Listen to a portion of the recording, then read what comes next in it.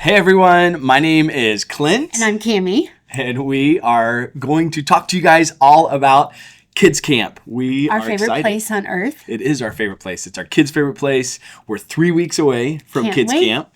And we just actually found this out this week. I don't even know that you know this. We're hearing it together. Yes. So I was looking back. This is our 20th year of being at kids camps. Amazing. So we started, 2005 was our first kids camp.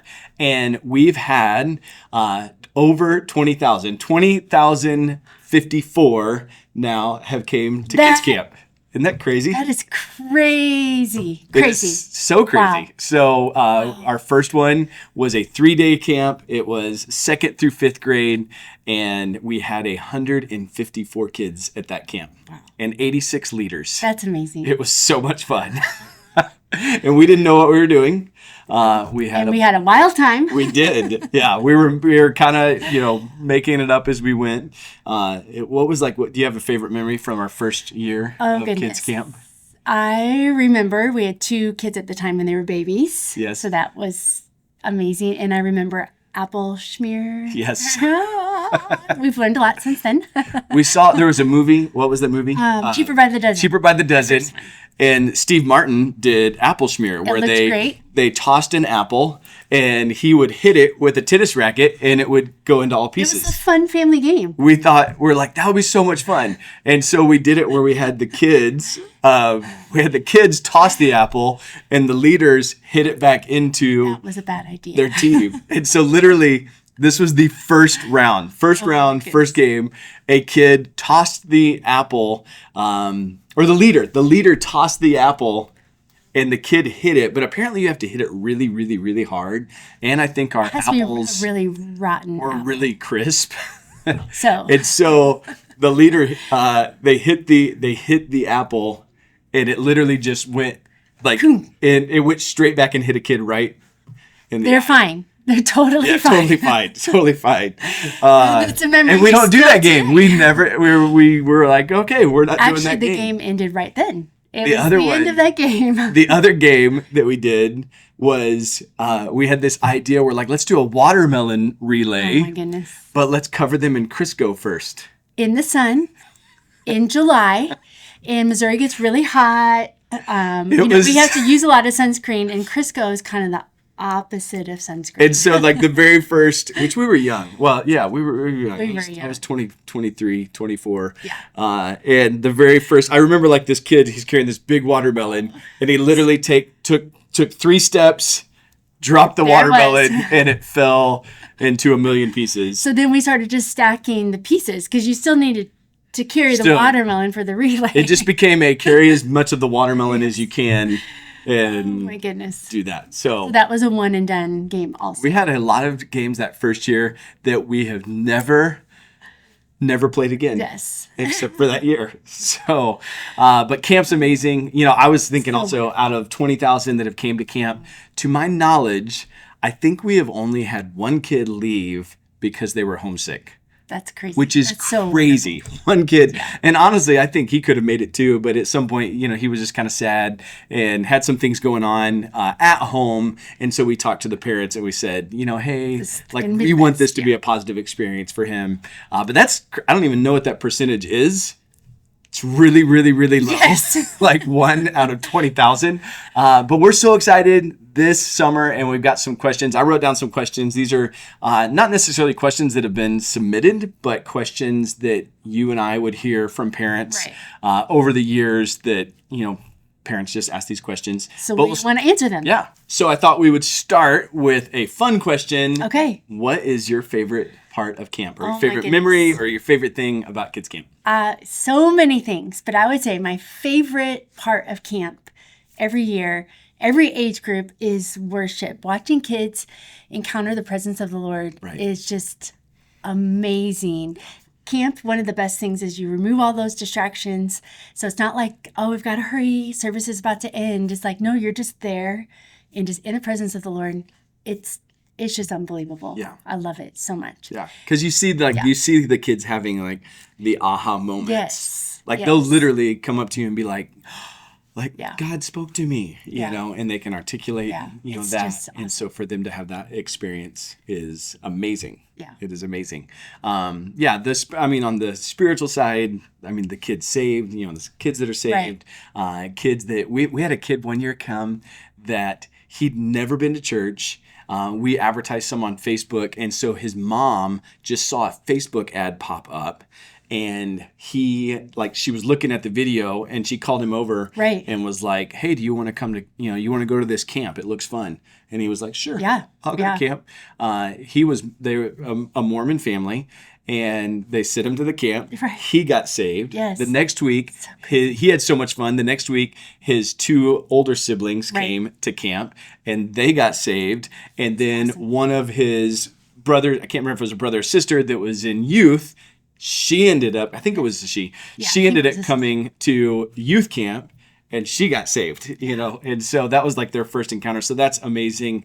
And then another, for kids, we do a mystery every year. Oh, it's and so much it is fun. So much fun because the kids, they're all in. And that's it's so great to watch kids unplug from everything, no video games, that they get to use their imagination. So we had clues all over camp, and there's a very fun bad guy that is there usually to try to, you know, take something. Spoil the plan. Yes. Like one year he literally stole the cupcakes. Yes. And then we had to like catch him, and the kids got the cupcakes back. So, so much fun. All right, shifting. Another question is it safe? What would you say to a parent that's asking about safety? That is a great question. And absolutely, we have security there 24 hours a day. Mm-hmm. So they're just there to kind of and literally 24 hours a day. Right. So like there's security that is on. They have two shifts. So someone is awake all day and someone is awake all night. And so that's great. I mean, we have lifeguards at the pool, at the lake. We have leaders and leadership all over the place. What's amazing is that by the time you have the kitchen, the security, the lifeguards, and the team leaders, sometimes it almost ends up being 2 campers for every 1 leader. You know, we say 3 to 1, but honestly, a lot of camps, it will end up being a 2 to 1 camper to leader ratio, which is crazy. I can promise you won't find that at any camp anywhere. I would say in the nation, but it's incredible. On teams specifically, because a lot of parents ask, like, what does the team look like? Because we'll have kids that don't know maybe other kids, like they just come. So what do the teams look like? Okay, so for teams, typically we will do 1 leader to every 5 students. So if we have normal team sizes 10 to 12, so we're going to have 2 to 3 leaders. And then if they go up to 15 on a team, we're going to have a 3rd leader for sure.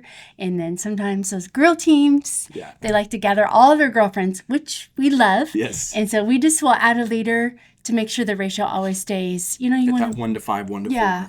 Make sure that you have good FaceTime with kids, because honestly, they're going to share their heart with their leaders, but that all comes from relationship, which is time. So if we just are really careful to guard that to make sure we don't have too many kids per leader. Yeah. Plus, we have a leadership team that's there that are kids pastors from all of our campuses.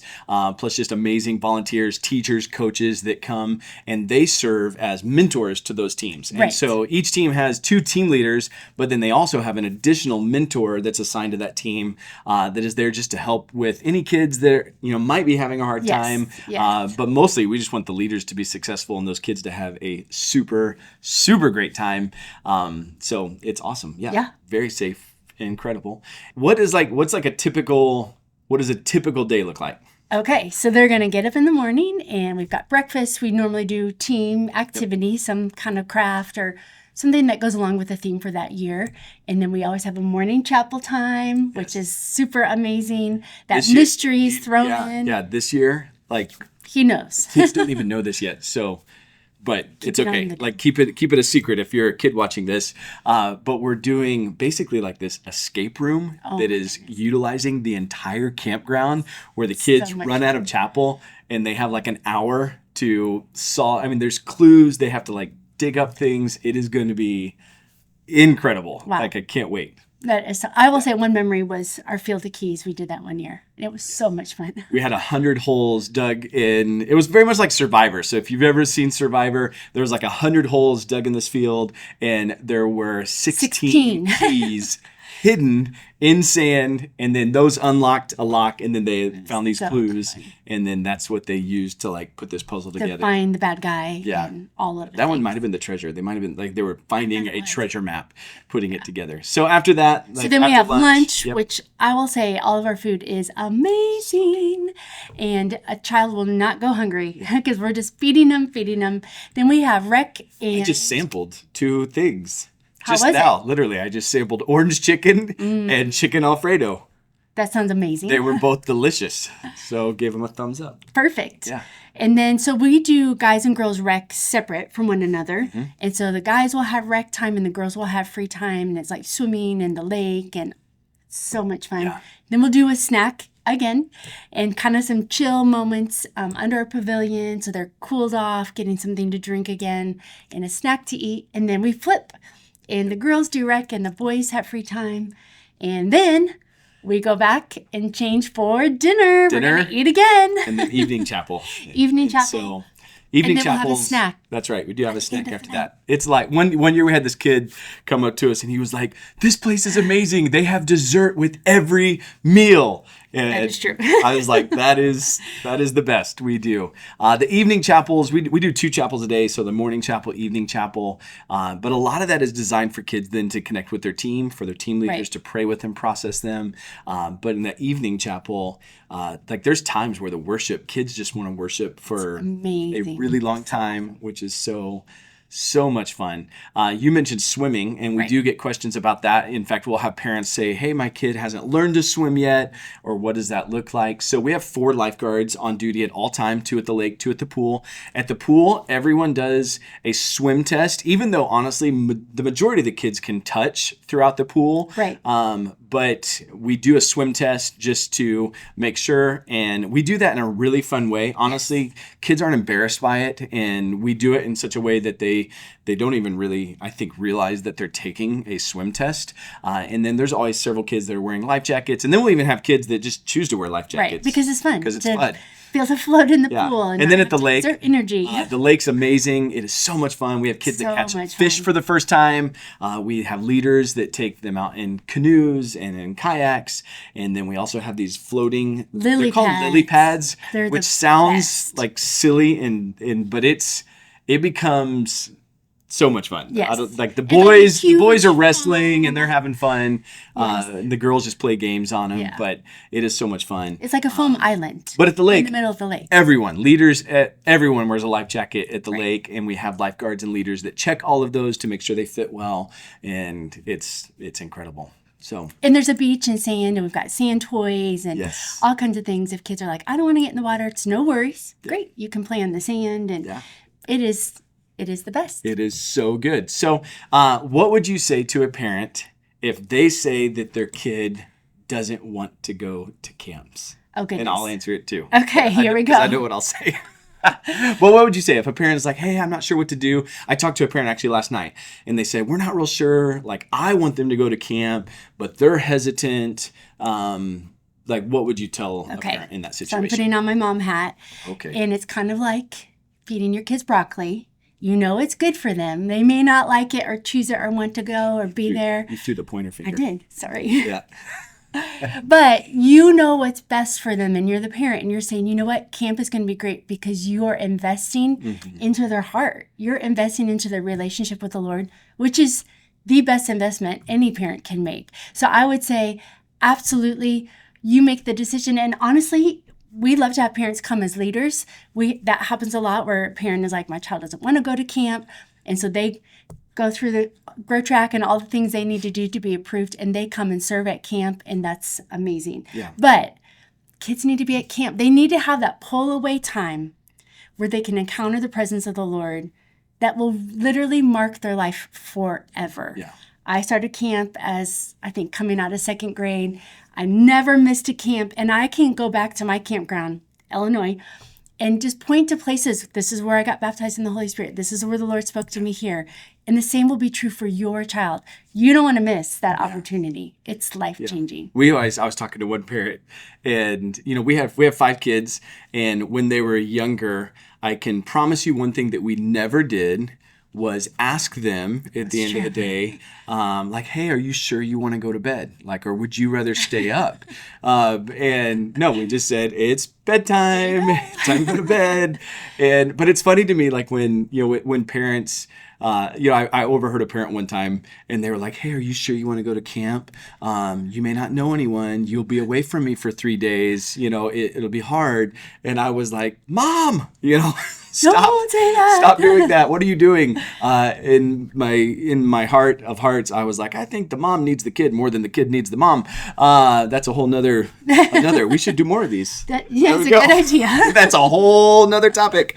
But it is so good for them, And so there is a line of like, do you force them? But I think a lot of times if you talk about it in a way that you're like, I'm so excited, you're going to love this. This is going to be amazing. The kids will pick up on that as well. And they will love it. I mean, they're going to love it. And again, I'll go back to what I said earlier, over 20,000. And to my memory, I can't think of, I only remember one boy. And again, he had some things going on at home that were really recent, that were kind of hard. And so we just felt, you know what, it's in his best interest for him to go home and to have had a good couple of days at camp, but let's go ahead and have him go home. And it was best for the parents. It was best for him. But camp is amazing. It is absolutely amazing. And in terms of just the why, like what you said is so true. Last summer at camp, this was at a youth camp, and we have the privilege of hanging out with all of the junior high and high school at camp also. But there was this moment where we had all of these high schoolers that they were sharing, and they could walk to the spot on camp, like in the chapel, and they could describe specifically, like, I was kneeling right here or sitting right here or standing right here, and this is what God did in my life, or this is what God spoke to me. And to have that as a memory, we say camp is an anchor moment where it anchors them to the Lord in a way that they know that God is real, that he loves them. Yes. And we know that kids probably are going to pull on that a little bit. They're not perfect. They're going to make some mistakes. But when they have those anchor moments, they can say, you know what? I'm struggling at this, but I know this I know is true. I know what God has done in my life. So it is so important. And we would encourage you guys to sign your kids up for camp. We're 3 weeks away. Yeah. You can go to jamesriver.church/camps and find out all the information. We do have scholarships available. And so if that's a need, you can find information about that on the website. You can click the link in our bio and register kids there. And it's amazing. And tell friends about it. So you can invite cousins, family members. We have your people neighbor. that literally drive from all over the state or even fly in to be a part of kids camps because they're just that good. So it's so good. It is. It is the best. It's the best. All right. Well, if you have any questions, you can put them in the comments or you can let us know. We would love to answer your questions. But kids camp is awesome and we can't wait to see your kids there.